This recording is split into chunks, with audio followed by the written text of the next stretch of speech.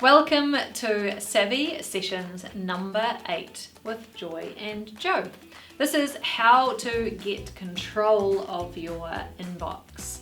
This is one of the dreaded parts of running a business, is how to actually manage that inbox. Yeah, and we regularly get clients that come to us and the inboxes are out of control. They may have thousands of emails in there, and it's all about trying to manage that so you don't get that backlog of emails that you haven't replied to, or the subscription emails that are sitting there from 3 months ago you haven't even looked at. So Jo is amazing at sorting out inboxes, and I guess these are probably some of her top tips. Yeah, so it's all about one, clearing out the backlog and getting it to a more manageable state, and then the next part is actually how to create a system that can manage the inbox. And when I say the system manages the inbox, it's still going to be up to you, and it takes dedication and commitment to keep using that system that you've created to actually keep it under control. So this is not just a magic tool that's going to manage your inbox for you. You still have to be doing something each day and sticking to it. So the first step is to actually get it to a manageable state, and the way that we recommend doing that is to do a few things. So one is to have a scan through and see what rules and filters that you can set up that will do some of the things that you would do with those emails. So I've literally just come out of a client session where we went through an inbox. It had 3,000 emails, and they had lots of invoices that came in. Some of them were lots of invoices that came in through the month, and then at the end of the month they get their proper monthly invoice. So what they needed to do was to actually review all of the emails, the invoices as they came in. And so what we did is we set up a filter where those emails wouldn't even hit the inbox. They would just automatically go into a folder which was invoices to review, and that's one of the very few folders that we set up. So she's got her inbox, the archive, and the invoices to review, and then she's got a personal one, and that's it. So we set up a filter that automatically put those into the folder.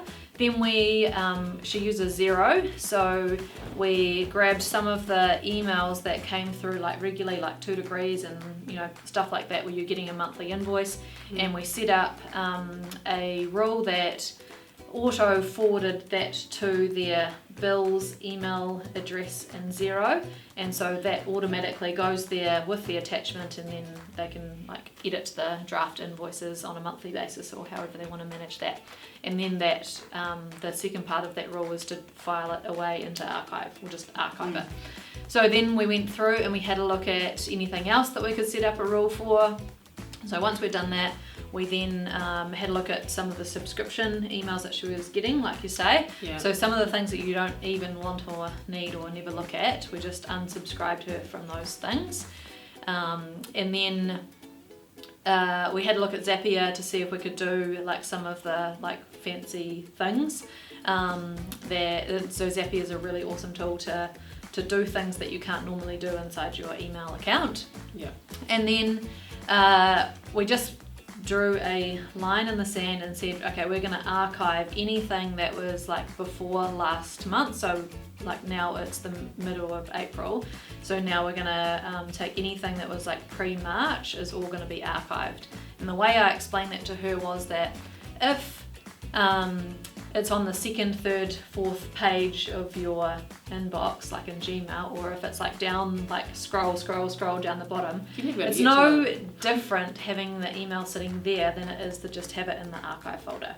So the most email platforms, they have an archive button, so it's nice and easy to select them all. We did a bulk select based on the date in a search, and we bulk just archived all those emails. And now she's down to still quite a few emails, but they're getting a lot of emails each day in their business. So now she's going to go through, and now that's more manageable, she's going to see if there's any more rules that she can set up and clear out all of those emails, and anything that's dealt with, she's just going to push the archive button.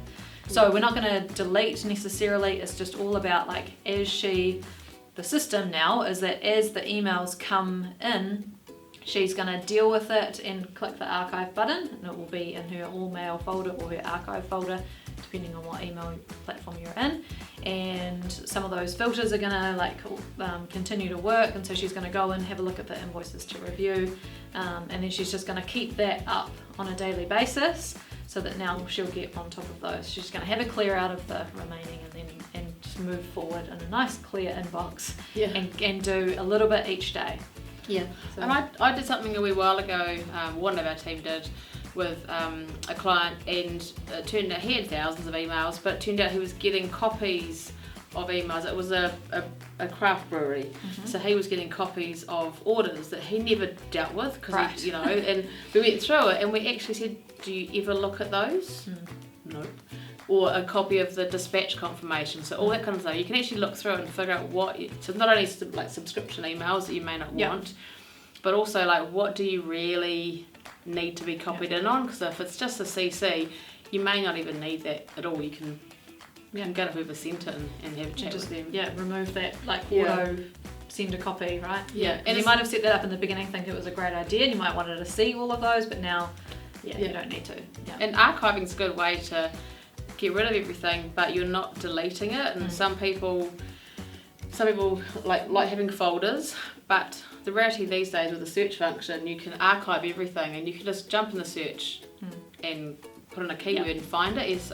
And that saves you having to worry about trying to find what folder it is it's in, and putting it in the wrong folder by accident. Absolutely, get rid of your folder structure. It's the worst idea ever. And 10 years ago, we needed to have a file structure because the search wasn't great. Now that the search function is amazing, you don't actually have to have all those folders anymore. By having folders, you're just delaying your decision on what to do with each email and making it too hard. So just remove the folders and archive. So happy getting your inbox under control and setting up an amazing system and having a lot less stress in your life. So that is Savvy Sessions number 8 with Joy and Jo. See you next time.